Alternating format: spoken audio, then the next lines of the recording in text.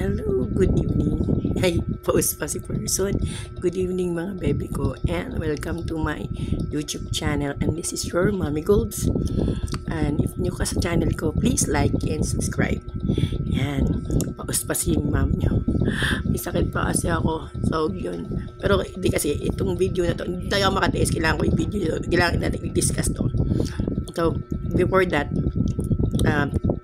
thank you pala sa subscribers ko. 26 na. Una ko siyang silip 25, tapos naging 26. Thank you sa mga subscribers ko. At sana continue kayo sa panonood. Sa mag-subscribe sa panonood ng mga videos dito sa channel ko. Thank you. Sana madagdagan pa yung mga subscribers ko. Thank you. Tapos, belated happy Valentine's. Hindi ako nakaano kasi wala talaga ang boses. Promise kayo, yung boses ko ganito pa. So, yan. Pero hindi ako makatiis. Kailangan kong kwento sa inyo. I-discuss natin to kasi maganda tong topic na to. So, what tayo nag-video? Ayan. So, ito. Ang kwento kasi, ito. So, ito naman nabasa ko to. Ang kwento, may isang engineer. So, engineer siya, tapos meron siyang wife. Tapos, dun sa sa family nila, walang violence. Wala silang sakitan, wala silang ganon. Tapos, ang nga niya, first time siyang nasampal ng wife niya. Tapos, ito yung scenario. Kasi daw, yung wife niya, freelancer na stay at home. Tapos, freelancer stay at home. Tapos, siya yung engineer. So, ang uwi niya, 12 ang out niya sa trabaho. Tapos, yun ang rest day niya, 12 hanggang Saturday. Tapos, itong Valentine's Day, diba, itong Valentine's Day, ang request pala niya muna, ang request niya sa asawa niya, pag uwi niya, ng rest day niya, 12 siya uwi. Tapos, pag uwi niya, hanggang Friday, magdodota siya. Tapos Saturdays, magbabanding sila family. Ganon, parang ganon ang gusto niya. Sa importante daw, ang request niya, basta pag uwi niya, makakapagdota siya. So, every week siguro ganun yung setup nila, nakakapagdota siya ganyan. Kasi sabi nga niya, wala silang issue nung mananakaraan eh. Maliban lang nitong Valentine's Day. Umuwi siya ng 12 ng tanghali sa kanila. Tapos, pag uwi niya, binati niya yung nakipaglaro siya sa anak niya. Tapos, yun, anak niya. Tapos, pagkatapos ng pagkabati niya sa anak niya, pumunta na siya sa kwarto, nagdota na siya. Tapos, ganito daw nangyari. Nagulat siya, yung asawa niya pumunta sa kwarto, tapos sinabihan siyang, dota ka lang. Ako pagod na, ganon. Tapos, ang ginawa niya, tumayo siya, tapos, kasi parang kung ano sa isip niya na, baka na isip ng asawa niya, wala siyang ibibigay sa asawa niya, parang wala siyang balak bigyan siya ng regalo. Kasi nasa isip ng guy pala, reregaluhan niya yung asawa niya ng bulaklak. Saturday na, bibilhan niya. Punta siya ng Dangwa daw ng Saturday. Tapos bibilhan niya yung asawa niya. Bali Saturday niya bibigyan ng bulaklak. Tapos yun na, nung Friday ng gabi, 7 PM daw yun. Tapos yun na nga, niyakap niya. Tapos pagkayakap, sinulak siya, tapos tinampal siya. Nagulat siya, kuya mo, kasi sabi nga niya, kahit first time daw nun na sinampal siya. Tapos, ang sabi nga dun sa kwento, diba, katapos ng senaryo na yun, hindi sila nag-usap, sa sala daw siya natulog, tapos, binila niya yung asawa niya ng bulaklak, pero parang hindi na siya nakabawi, parang ganun, parang hindi siya nakabawi sa asawa niya. Tapos, ang tanong niya, ganun ba talaga dapat? Ano daw pagkakamali niya, ganyan. Tapos, syempre, dun sa comment section, di ba maraming ganun comment na kumampi talaga sa wife na yung mali yung pagkasampal daw. Kaso nga lang, kinalimutan yung inimutan ng dota. Tapos dito ako nainis na. Sabi, bakit? Yung may mga nabasa ako na Cheating daw. Doon ako nagulat. Cheating daw. Cheat na daw yung asawa, kaya daw nagalit. Tapos hanggang sa naloka ko sa nabasa ko na. Sabi, baka magpapalaki ka na ng anak ng iba. Ganyan. Ba't pa napunta doon? Tapos sumunod doon. Tapos meron pa ako nabasa na, bakit wala daw sumaside sa asawa. Yun. Walang sumaside sa asawa. Tapos meron pa, isa ako nabasa na, siya na nga daw, hindi daw binibigyan ng dahon ng asawa niya. Ba't gagawin pang malaking issue yung hindi pagbibigyan ng bulaklak, diba? Tapos yun yung mga comment doon sa kwento na yun. So ito na tayo sa akin na. Ito nang comment ko. Ako nga nag-comment, sabi ko kasi ito, ano ko muna, yung gagawa ko mag-comment. Kasi pala nag-comment na ako doon sa may post na yun. So, i-discuss ko na lang to maigi. May mali. Oo, may mali sila pareho. Pero mas lamang yung sa lalaki. Kasi ganito yun. O nga mali yung pananampala. Mali talaga yun. Hindi, mali yung pananakit. Hindi natin tinotolerate yung violence, ha. Pero hindi naman siya, actually, parang reaction na lang yun, eh. Ganon. Kasi, yan. Unang-una, sabi ko nga sa comment ko, kung hindi ka ba naman sasaksakan ng ingot, kuya, bakit sa Saturday ka pa bibili ng bulaklak? If ang Valentine's Day, tandaan nyo, Valentine's Day, ibig sabihin, one day lang yun, exactly Valentine's Day. Yun lang yung araw na yun. So, hindi siya 15, hindi siya 13, February 14. Yun lang yung araw na yun. At take note, ha, yearly, February 14, hindi siya nagpapalit. So, dapat, ini-expect na nito, na ang araw na yun, yun talaga mo, ibig siya bibigyan. Tsaka, ang tataka naman ako sa'yo kay kuya. Sabi nga niya, lagi na doon niya binibigyan yung asawa niya. Sa 8 years na yun na, yung ano nila, yun lang daw talaga yun. Siya nasampa. Kasi nga, siguro naman sa 8 years na yun, lagay na tempo yung pagbili mo ng nakakabili ka pa sa ng araw na eksakto ng araw na yun. But yun lang, tinaon mo pa ng Sabado. Oh. Tapos, yun pa. Kasi ganito yan, diba? Yun na nga. Mali niya, nagplano siya ng February 15 siya bibili. Ito ba sabi nga natin, ang February 15 ay para sa mga kabit lang, diba? Sabi nga, kung kabit ka or side chick ka, either February 13 ka o February 15, diba? Hindi ka magsa-celebrate ng February 14 kasi nga sabi nila, ang February 14 ay para sa legal. So, isipin mo, naging less important ka, nakalimutan ka kasi nga hindi ka nga binigyan ng araw na yun.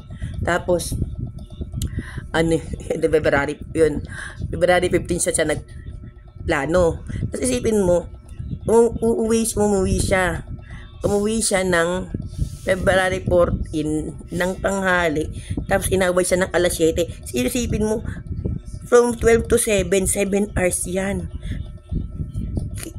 Ang daming time mo para bumili. Pwede ka namang magpahinga, kunyari 3 hours kang nagdota, umalis ka ng bahay, bumili kang bulaklak, bumalik ka, 'di ba? At nabigyan mo yung asawa mo ng regalo. Tapos nakaka-ulit magdota. Hindi, ang ginawa niya straight dota pag uwi. Kumbaga, ang ginawa lang niya, binati lang, nakipaglaro lang siya sa anak niya. Sabi natin nga, paglaro siya 1 hour sa anak niya, tapos katapos ng dota na lahat. Isipin mo, mas naging importante yung dota kaysa sa asawa niya. Kaya nalimutan niya yung asawa niya para sa dota. Oh. Kasi kahit sino naman magtatampo nung naisipin mo, nagagawaing bahay pa yun. Diba? Isipin mo, siya na yung nag-aalaga ng 2 twins pa anak nila, 3 years old twins, nag-aalaga ng anak, tapos nag-asikaso ng bahay. Tapos isipin mo, yung asawa mo, yung araw na yun na special dapat para sa kanya, kaya nalimutan ka. At saka, isipin mo, lumipas ng buong araw, diba? Oh. Kaya sabihin natin na bilhan mo pa siya, sabi nga na binilhan niya ng bulaklak, eh. Kaso nga lang hindi niya nabawa kasi wala na. Kasi nga, parang ginawa mo na lang yung pagbili mo ng bulaklak, ginawa mo na lang yun para aluin siya sa sama ng loob niya na nararamdaman nung araw na yun, na pakiramdam niya na baliwala siya. Yun. Kumbaga, parang ganito yung niya. Parang ganito yung logic niya. Yan parang alam niyo yung sa Reborn Rich. Alam niyo yung sabi nun bata, hindi siya yung eksakto, pero parang ganito ang yan. Diba, sa Reborn Rich na series, may parte dun na diba tinanong ko sino yung mananalo. Sino yung mananalo sa 3 candidate? Sabi niya yung pangatlo. Tapos sabi niya, ibigay mo sa kanya yung pera sa kanya, parang yung yung sa boto, yung parang kasi sa kanila parang yung ang ginagawa kasi nila doon sa Reborn Rich, 'di ba? Nagbibigay sila ng pera doon sa magiging presidente, 'di ba? Para makahingi sila parang sponsorship, parang ganon. Tapos kumbaga, sabi niya ibigay daw niya yung pera niya, ubutan niya yung pera doon sa yung kandidato na yun habang third place pa siya kasi diba 1, 2, 3 may first, second, third.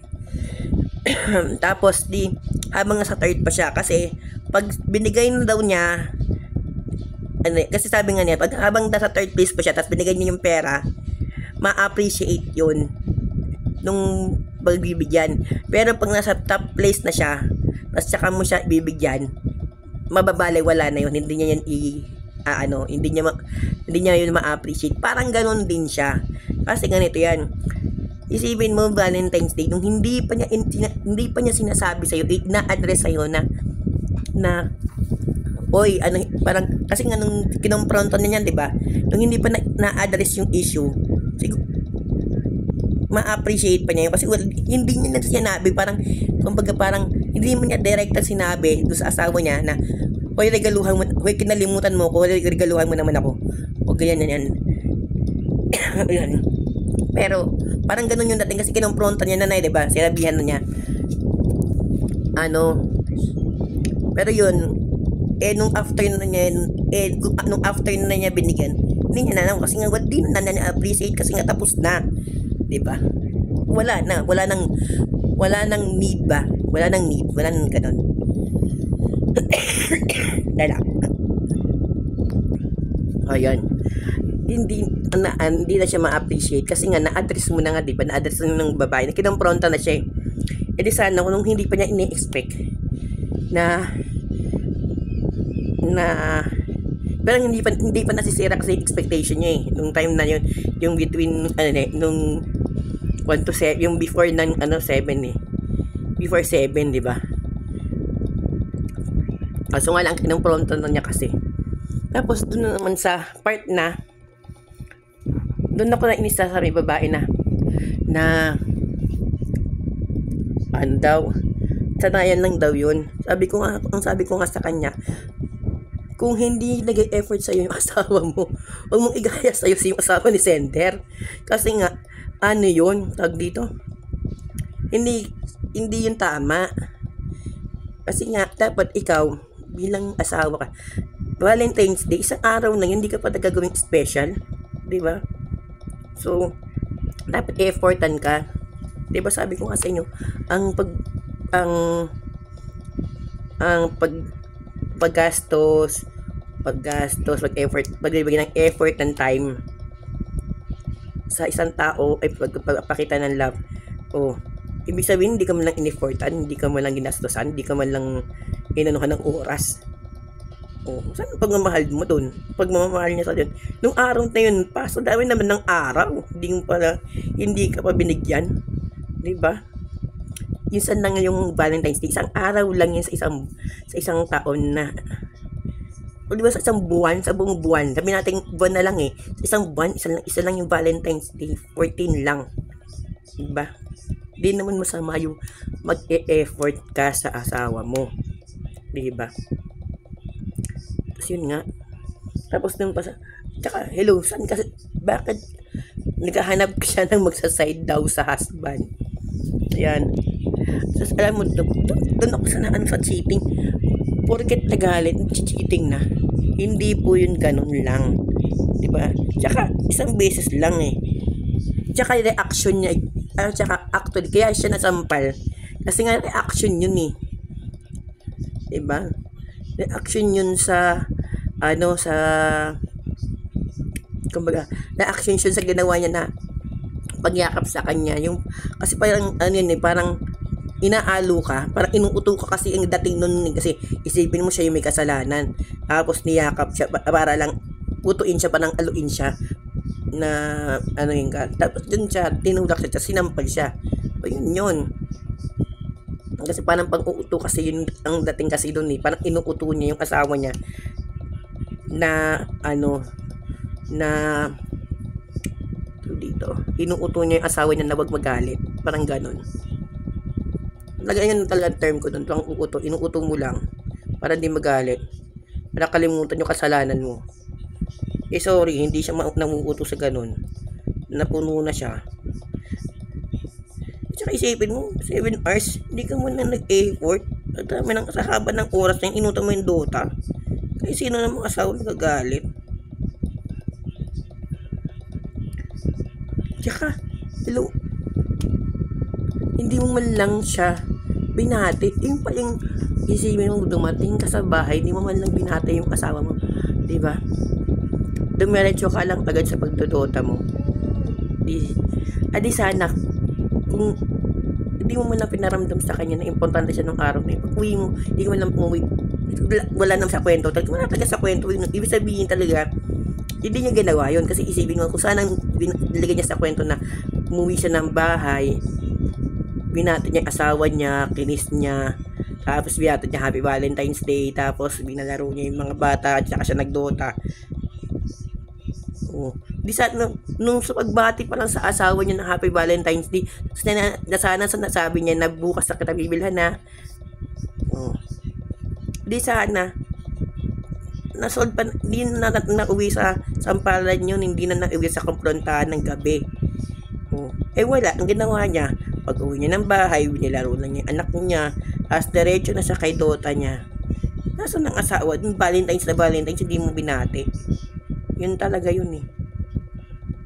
Isang araw na nga lang, hindi pa ginawang, hindi yung pagginawang special para sa asawa mo. Ako, kaya talagang, hindi ka, siguro ang mga lang na, ang makakaisip na kumampi dun sa asawa, kasi nga, ang description kasi dun sa asawa, wala siyang bisyo. Hindi siya nagbibisyo, hindi siya umiinom, hindi siya nagbibisyo. Tapos nakakapag-provide siya sa sa asawa niya. 80-20. 80-20 daw. Ang ko dun, 80-20. 20% lang daw kasi nagpapaaral pa daw yung anak, yung asawa niya na kapatid. Kung hindi pa wala nagpapaaral yung yung kapatid niya, kung hindi nagpapaaral ng kapatid niya yung asawa niya, siya mag-50-50 sila? Diba?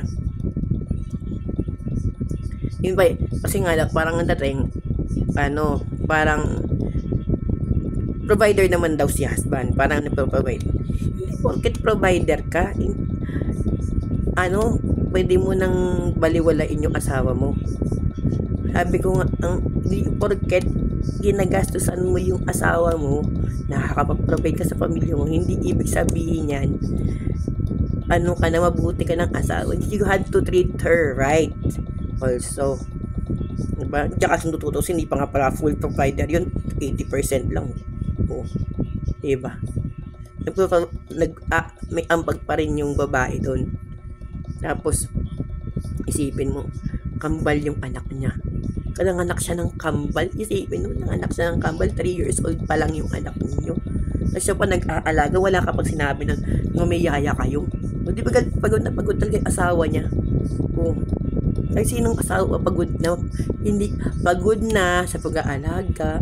Tapos nakita pa niya yung asawa niya na naglalaro lang ng Dota. Tapos hindi pa siya binati. Guys, siguro ang dami nang tumakbo sa utak nun na kung anong-anong isipin. Bakit siya binaliwala? Yun ang ano dun eh. Kaya sabi niya pagod na siya. 'Di ba? Nung time na yun siguro na ano na lang talaga siya, napuno siya doon sa asawa niya. Tapos doon lang nabuhos yung iniisip niya. Diba? Isipin mo, sa dami ba naman nakikita mo sa social media na like ano. Kaya sabihin natin sa social media. Isipin mo, kung tutuusin, kaya naman siya bilhan. Diba? Engineer yung asawa niya. Kaya naman siya bilhan.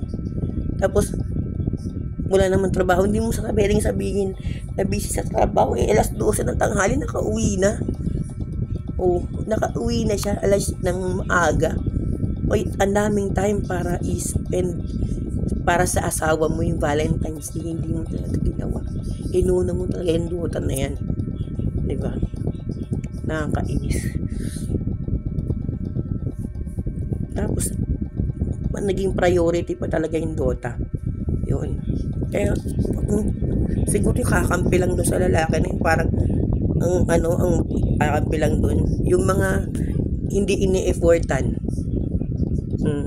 Lalo na yung sabi na na sanayan lang daw yun kasi nga daw hindi daw huwag mong ibigay yun sa'yo yun, te.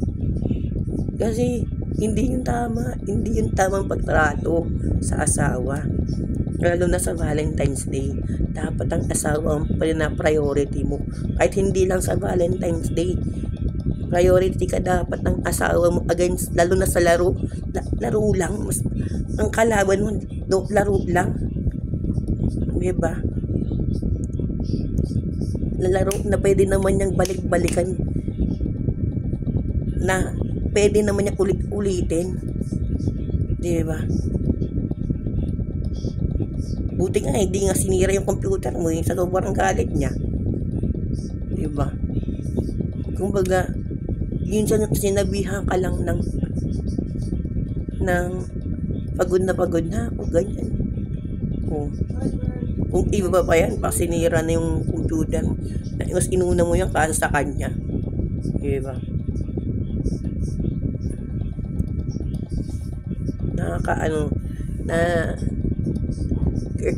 Yung mga girls yan, sa mga girls yan,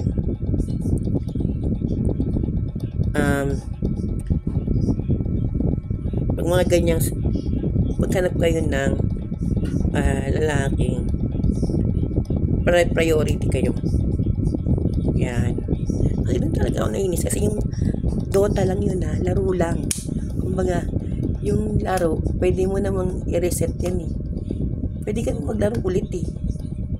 Diba? Pwede mo nang yung Dota mo ngayon, ipagpalibo mo muna. Sige, yung bukas na lang ulit. Okay, magdodota lang ulit ng oras lang. Tama na siguro yun. Tapos, mo muna sa asawa mo, sa family mo. Diba? Inunan nyo yung laro talaga. Maintindihan ko pa sana si kung vlogger, si Kuya. Na maintindihan ko pa kung yung pagdodota niya ipopost niya sa YouTube or sa FB. Maintindihan pa natin yan eh. Pero kung ganyan naglalaro ka lang, tapos kung unahin mo talaga yung hindi mas yung unahin mo pa siya para sa asawa mo, nagluwal ng anak mo, diba? Yung appreciation mo, kuya, sa asawa mo, wala. Yung mga kakampi lang doon talaga sa asawa. Doon na ako napraning sa may cheating. Makakapag-cheat pa ba siya nun? Isipin mo, pamubal yung anak niya. Isipin mo, sa bahay lang siya. Kambal anak niya, nag-aalaga siya ng kambal niyang anak pa. Makakapag-ano pa ba yun? Feeling ko nga pagod na yun. Tama, true ngayon, pagod na siya. Tapos nag-iisip lang siya na sana Nung araw na yun, nakaano mo lang siya ng siguro date man lang para sa ano, parang makapag-date man lang sila mag-asawa. Kasi minsan lang naman yung Valentine's Day, di ba? Pero hindi, mas priority niya yung Dota kasi doon sa asawa niya, kaya doon siya na bad trip. Kaya siya nasampal. Siguro kung ibang asawa pa yun, hindi lang yun ang nangyari. Kaya ano, buti nga hindi siya binungangaan eh. Parang wala naman ako narinig sa may nakita sa may nabasa doon sa kwento na bungangerahin yung asawa niya. Feeling ko ano yun, gentle supportive yung asawa niya, tahimik lang. Siguro nung time na yun talaga, napuno lang talaga siya. Yun. Siguro sa dami ng instances na nangyari, napuno lang siya ng araw na yun. Isipin mo kasi Valentine's Day na eh, yung special day, tapos hindi man lang appreciated, wala man lang date nila, wala man lang binigyan ng bulaklak mula pag-uwi, wala talaga ini-effort, diba? Kung hindi pa siya kinumpronta, hindi pa siya bibila, hindi pa siya gagawa ng effort, kumbaga gano'n, hindi na talaga siya ma-appreciate kasi tapos na nakumpronta ka na eh. Ano? So ayun, so lesson dito, lesson na tayo, lesson na ating haba ng video na to. Lesson na rin dito sa ano na to, huwag nyo makakalimutan yung mga asawa nyo. Yun, laging i-prioritize yung asawa nyo talaga. Yun lang talaga yun. Tapos be sensitive sa feelings ng asawa nyo.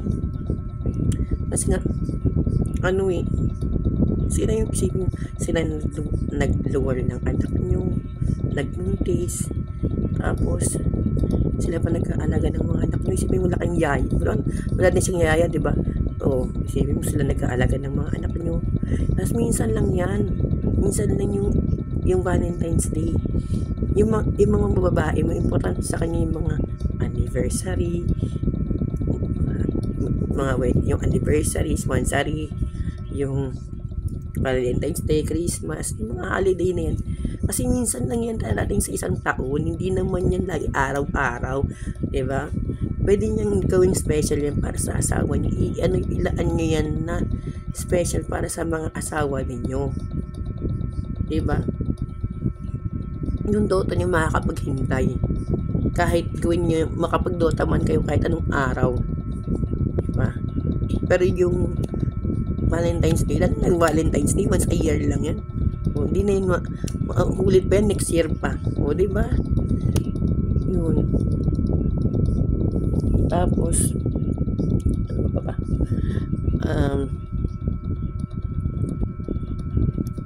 Huwag nung yun. Porket hindi kayo tinatama ito ng tamang damay talaga sa iba.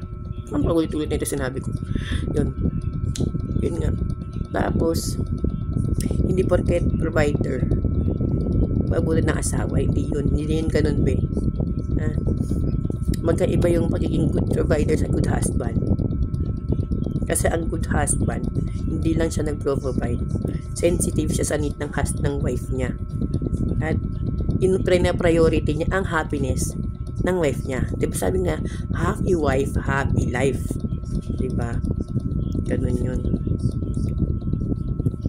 At saka